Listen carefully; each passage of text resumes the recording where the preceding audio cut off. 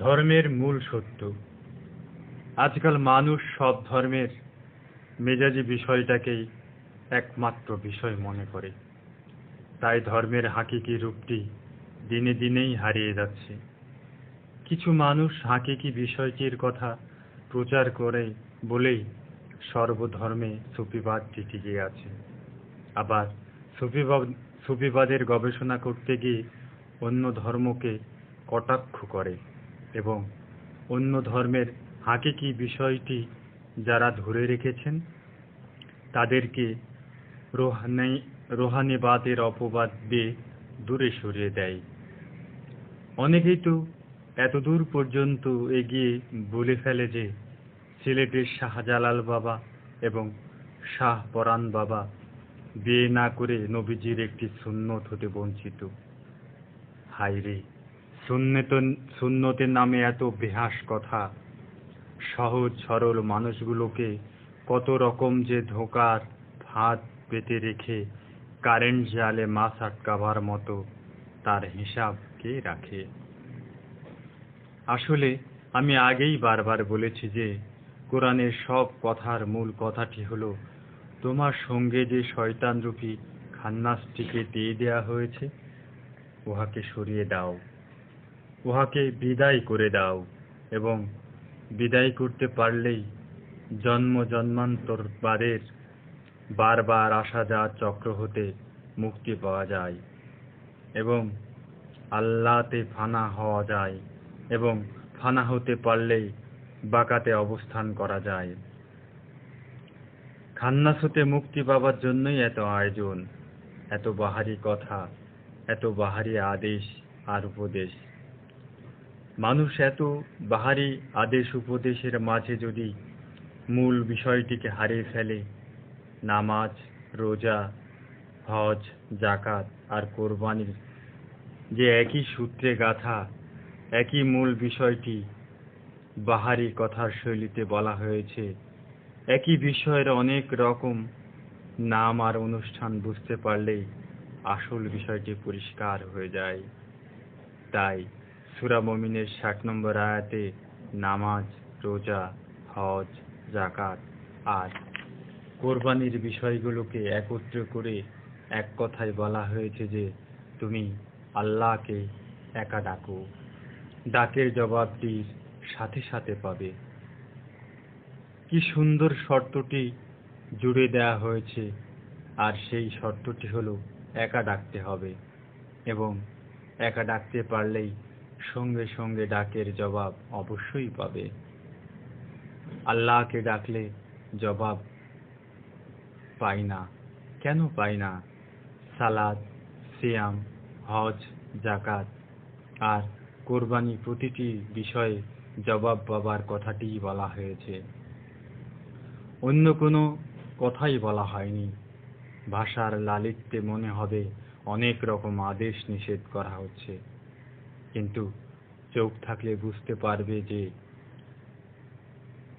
না, আর কোনো কথাই বলা হয়নি, কেবল একটি কথাই বলা হচ্ছে, আর তা হলো তুমি আল্লাহকে একা ডাকো, ডাকের জবাবটি সাথে সাথে পাবে।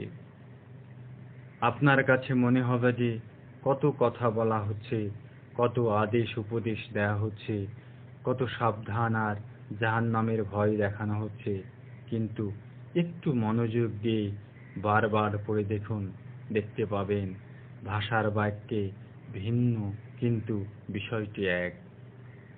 মাহবুবে এলাহি নিজামুদ্দিন আউলিয়ার প্রধান খলিফা হযরত বাবা আমির খসরু শাস্ত্রীয় সঙ্গীত জগতের মহিরু তথা বটগাছ। উনি ২৫০০ রাগ রাগিনীর জনক। এর মধ্যে ওনার একটি বিশেষ রাগের নাম হলো ঠুমরী। ঠুমরী রাগটি হলো মাত্র একটি বাক্যকে অনেক রকম সুরে গাওয়া। যেমন ধরুন, একটি বাক্য কাইসে লাগে জিয়ারা মোরা, তথা আমার উৎসর্গ কেমন লাগলো দিয়ে অনেক রকম সুরে গাওয়ার নামটি হলো ঠুমরী। আজ প্রায় ৪৯ বছর আগে ঢাকা স্টেডিয়ামে বিখ্যাত দুই ভাই উস্তাদ নাজাকাত আলী ও উস্তাদ সালামত আলী এই কাইসে লাগে জিয়ারা মোরা একটি মাত্র বাক্যটিতে প্রায় ৩০০ রকম আলাদা আলাদা সুরে গেয়েছিলেন। এতে দর্শকেরা অভিভূত হয়েছিল। এত সুরের এত বাহারি রকমারি দেখে মনেই হয় না যে এই দুই উস্তাদ মাত্র একটি বাক্যকে সম্বল করে গাইছে। দর্শকবৃন্দ মনের অজান্তে হয়তো ভুলে গিয়ে ভেবেছে যে এত বড় লম্বা গান এর আগে তো কখনো শুনিনি। আসলে তো সুরের অনেক রকম বাহাদুরি। যারা মনে করে বিরাট বড় একটি গান গাইলেন তাদেরকে বলার কিছু নাই, কারণ যা বুঝছে তাই বলেছে। আমি অধম লেখক বলছি যে সালাত, সিয়াম, হজ, যাকাত আর কুরবানির মূল কথা একটি, আর তা হলো তোমার ভিতর যে খান্নাসটি আছে তাকে তাড়িয়ে দাও, একা হও, এবং একা হতে পারলে ডাকের জবাবটি সঙ্গে সঙ্গে পেয়ে যাবে। অথচ মনে হবে কত বিরাট বিষয় নিয়ে হাবুডুবু খাচ্ছি, পাড় কুল পাচ্ছি না ইত্যাদি। আমি অধম লেখকও জেনে শুনে অনেক কথা লিখে যাচ্ছি এবং লিখে যেতে বাধ্য হচ্ছি, কিন্তু ভালো করেই জানি মূল বিষয়টি মাত্র একটি বাক্য। মূল বিষয়টি সূরা মুমিনের ৬০ নম্বর আয়াতটি, তুমি একা ডাকো, সঙ্গে সঙ্গে জবাব পাবে। আরেকটি প্রশ্ন হয়তো করা যেতে পারে, আর তা হলো হাক্কুল ইবাদতের কথাটি সালাত সিয়ামের সঙ্গে আনা হলো না কেন? আনলাম না এই জন্য যে হাক্কুল এবাদ যার নাই তার জন্য এই সব কথা বলা আর না বলা সমান। কারণ কোরআন বলেছে যে তুমি কি সেই মানুষটিকে দেখেছ যে ধর্মের ওপর মিথ্যারোপ করে?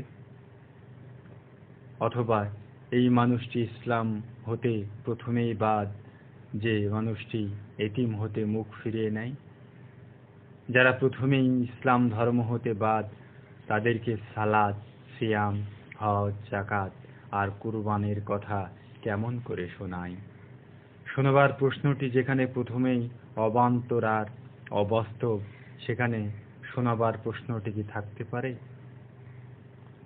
জেনে শুনে একজন মুসলমানকে হত্যা করলে সঙ্গে সঙ্গে কাফের হয়ে যাবে, যেখানে বলা হয়েছে সেখানে শত শত মুসলমান খুন করা মানুষটিকে শুনে লাভ কি? হজম করার তো প্রশ্নই আসে না, বরং যেখানে সেখানে বমি করে দিয়ে মাহফিলকে নষ্ট করে দিবে। মানুষ তো আল্লাহর মারটা এই হাক্কুল ইবাদের কাছেই খাবে। সব কিছু জেনেও যারা না জানার ভান করে তাদেরকেই বা বলার কে থাকতে পারে? বরং এরকম মানুষগুলোকে আল্লাহর হাতে ছেড়ে দেওয়াই ভালো। যেখানে আল্লাহ পাক বারবার সাবধান করে দিয়েছেন এই বলে যে বান্দার হক মেরে দিলে তথা আত্মসাৎ করলে ক্ষমা করার আইনই রাখা হয় নাই, তবে যে বান্দার হক মেরে দেয়া হয়েছে সে যদি ক্ষমা করে দেয় তো সেটা আলাদা কথা। যদি বান্দা ক্ষমা না করে তাহলে অবস্থাটা কেমন দাঁড়ায়? তারপর কেউ যদি নিজের মন গড়া কথা ও ব্যাখ্যা দিয়ে কিছুটা বলতে চায় তো বলুক, তাতে মনে মনে তৃপ্তি পাবে, কিন্তু বাস্তবে কি হতে পারে তা বুঝবার শক্তি আছে বলে মনে করি। ঘুমের মাঝে স্বপ্ন দেখে কোটি টাকা পেয়ে ঘুমেই খুশি হয়, কিন্তু বাস্তবে কি তা পায়? জীবাত্মা এবং পরমাত্মা, নফস এবং রূহ কে একটি পাত্রে ধারণ করে রাখা হয় একটি নির্দিষ্ট সময়ের জন্যে। সেই পাত্রটির নাম দেয়া তথা শরীর তথা লাশ। সেই পাত্রটির নাম দেহ তথা শরীর তথা লাশ। এই পাত্র হতে নফস এবং রূহ বাইর হয়ে গেলে কেবল লাশ নামক খাঁচাটিকে দেখতে পাই। জানি এই খাঁচা নামক লাশের মাঝে নফস ও রূহ নাই, তবু এই খাঁচা নামক লাশটিকে মেজাজে কবরে দিয়ে আযাবের কথাটি বলি। অবশ্যই আযাব হয় তবে যখন খাঁচা নামক লাশটি জীবন্ত থাকে, কারণ নফস ও রূহ তখন জীবন্ত দেহটিতে থাকে। সুতরাং জীবন্ত শরীরটাই নফসের কবর। যত প্রকার আযাব আছে সব এই জীবন্ত দেহের মাঝেই হয়। এই দেহ নামক পাত্রটি ছাড়া নফস ও রূহের পরিচয়টি জানতে পারি না। দেহ নামক পাত্র ছাড়া পরিচয় পাই না, তাই দেহটাকেই সবকিছু বলে ভাবতে চাই। এই ভাবাটাই মনের অজান্তেই ভুল করা। বাল্ব ছাড়া যে কারেন্ট থাকতে পারে তা আমরা জানি, কিন্তু বাল্বের মাঝেই কারেন্ট আলোকিত হলেই বুঝতে পারি বজ্রপাতের মধ্যেও কারেন্ট আছে। তাই যার বা যাদের ওপর পড়ে তারা মারা যায়। এই রহস্যগুলো জানতে হলে ধ্যান সাধনা করতে হবে। আবার ধ্যান সাধনা করলেই হবে না, বরং গুরুর নির্দেশ মতো, নিয়ম মতো ধ্যান সাধনাটি করতে হবে। গুরু মুকাম এবং লতিফাগুলোর পরিচয় এবং এই রহস্য মুখে বুঝিয়ে দেবেন। কোন লতিফার সঙ্গে কোন লতিফা মিশিয়ে গুরুর ধ্যানে এগিয়ে যেতে হবে তা গুরু শিখিয়ে দেবেন। কিন্তু ধ্যান সাধনাটি করতে হবে মুরিদের। গুরু বিশেষ নজর তখনই দেন যখন মুরিদ প্রচণ্ড ধ্যান সাধনায় মশগুল থাকে। এই এলেম তথা জ্ঞান বই পড়ে পাওয়া যায় না। বই পড়া জ্ঞানটি ধ্যান সাধনার প্রশ্নে একদম বেকার, কারণ মুরিদ যাহা অর্জন করতে যাচ্ছে উহা হলো সিনার এলেম তথা জ্ঞান। ইয়া মাথার জ্ঞান হলে বই পড়তে হতো। এই সিনার এলেম নির্জনে একাকী মুখ বন্ধ করে ধ্যান সাধনার মাধ্যমে অর্জন করা যায়। আপনার ভেতর যে রূহটি অনুপরমাণু রূপে বিরাজ করছে উহাকে জাগ্রত করতে পারলেই রহস্যের কিছুটা ভেদ জানা যায়। তারপর সাধনার পর সাধনায় বছরের পর বছর ধ্যান করে রহস্য লোকের দিকে এগিয়ে যেতে হয়। মাদারজাত অলি পিরানে পীর গাউসুল আজম 23 বছর ধ্যান সাধনা করেছেন। এমন একজন অলি, দরবেশ, মুনি, ঋষি আপনি পাবেন না যিনি বছরের পর বছর ধ্যান সাধনা না করেছেন। ইমাম গাজ্জালির পীর বাবা আবু আলী ফারমাদি যখন বললেন যে তুমি তো মাথার এলেমের মহাপণ্ডিত, কিন্তু সিনার এলেমের তো বিন্দু বিসর্গও জানো না। 6টি বছর ধ্যান সাধনা করার নিয়ম কানুন বলে দিলেন এবং ইমাম সাহেব 6 বছর ধ্যান সাধনা করার পর সিনার এলেম অর্জন করে আর একটি বাক্য লিখে যাননি। বলতেন, এ কোন রহস্য লোকের জ্ঞান নিয়ে সুফি দরবেশরা বসে আছেন, অথচ আমরা চিনতে পারি না, জানতে পারি না, বুঝতে পারি না। মক্কার মিনাতে অবস্থিত 3টি শয়তানকে যেমন মেজাজি শয়তান রূপে মানতেই হবে, তেমনি মেজাজি মাটির কবরেও আযাব হয় মানতেই হবে। যদি না মানেন তো শরীয়ত থাকে না। মূর্ত না থাকলে বিমূর্তের পরিচয় জানাটা যেমন বড়ই কষ্টের হয়। তাছাড়া জ্ঞান অর্জনের প্রশ্নে এক তেলাফ তথা ভিন্ন মত থাকবেই। এই এক তেলাফটিই গবেষণা করার উৎসাহ দান করে। আর এক তেলাফটি না থাকলে আল্লাহ পাকের পরীক্ষা বলে কিছুই থাকে না।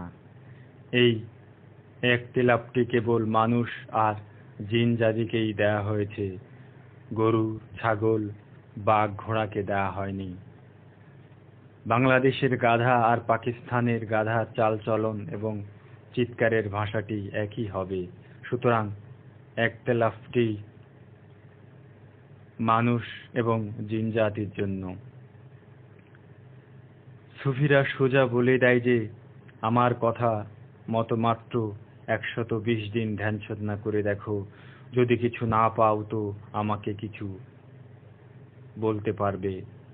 120 দিনে কামেল হওয়া যায় না, কিন্তু রহস্য লোক নামক আগুনের ধোঁয়াটুকু তো দেখতে পাবে। এরকম কথাগুলো একমাত্র সুফিরাই বলে। আর সবাই বাকিতে পাবার কথাটি শোনায় এবং শুনতে পায়। অনেক সময় গবেষকেরা খেই হারিয়ে নফসকেই গালি দিতে থাকে। নফসকে গালি দেওয়া যায় না, তাহলে অস্তিত্বকে গালি দেওয়া হয়, অস্তিত্বের কর্মকে গালি দেওয়া হয়। আমি ও আমারকে গালি দিতে হয়।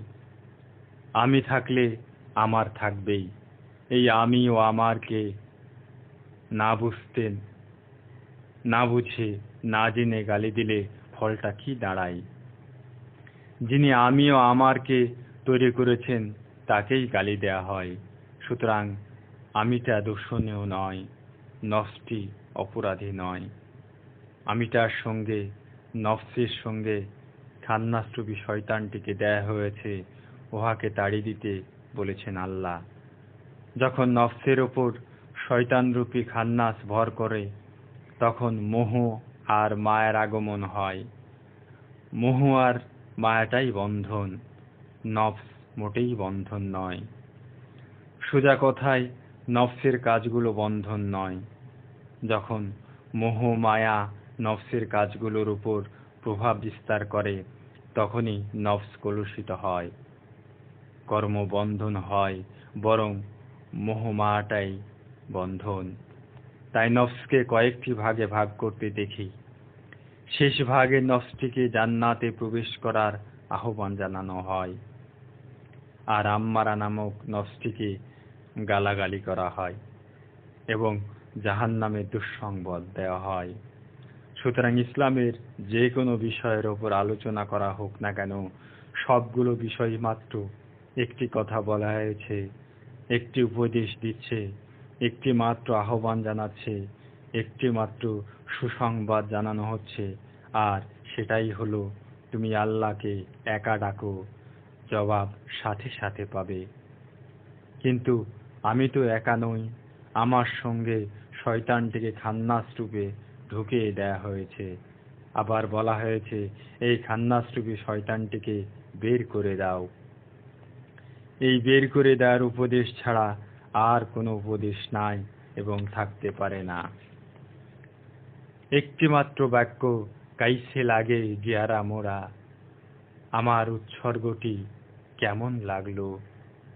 কিন্তু একটি বাক্যকে ৩০০ রকম সুরের লালিত্য আর শৈলীর ঠুমকে ভড়কিয়ে দেয়, মনে হয় অনেক গান গাইছে, আসলে মাত্র একটি গানের মাত্র একটি লাইন। হযরত আমির খসরুর কি বিস্ময়কর আবিষ্কার ঠুমরি নামক রাগটি। মনে হয় কত কথার, কত কান্না, কত বেদনার বিলাপ। আসলে আসলে যে মাত্র একটি বাক্য, তা শ্রোতা ধরতে পারে না। ধরতে না পারাটাই হলো বাহারি ঠুমরি। কোনো গুরু বুঝিয়ে দেন যে তুমি কি শুনতে পাও না যে মাত্র একটি বাক্যের কত রকম লালিত্যের সাজ আর থমক।